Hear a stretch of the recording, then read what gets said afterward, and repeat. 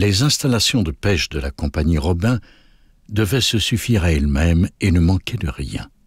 Il fallait voir à tout, et partout régnait une propreté remarquable. Cet édifice, construit en 1805, est un des plus anciens du village. Dans cette grange des Robins, bourdonnante d'activité, on conservait le foin, on élevait des poules et on prenait soin du bétail, car, sur la terre comme pour la mer, les bêtes contribuent à la vie et aux travaux des hommes.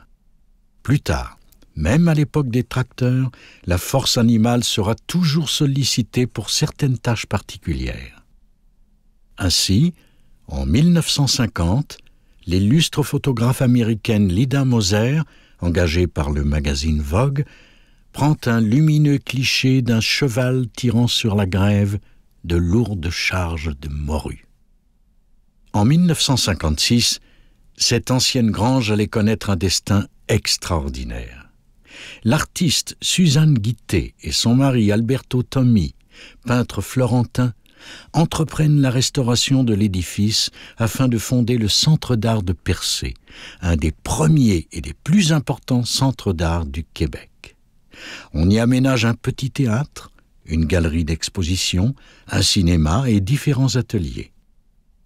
Le Centre d'art devient un lieu de rencontre unique où se croisent à peu près tous les artistes du théâtre, des beaux-arts et de la chanson de l'époque, comme Armand Vaillancourt, Françoise Bugeaud, Albert Miller, Félix Leclerc, Gilles Vigneault, Robert Charlebois et bien d'autres. Suzanne Guittet poursuit pendant toutes ces années sa carrière de peintre, mais surtout de sculpteur sur bois et sur pierre. Le chansonnier Georges Dor raconte « Je vais vous faire une confidence et vous révéler, moi, qui l'a sculpté, le rocher de Percé. C'est Suzanne Guittet, secrètement, une nuit que brûlait au large un vaisseau fantôme. »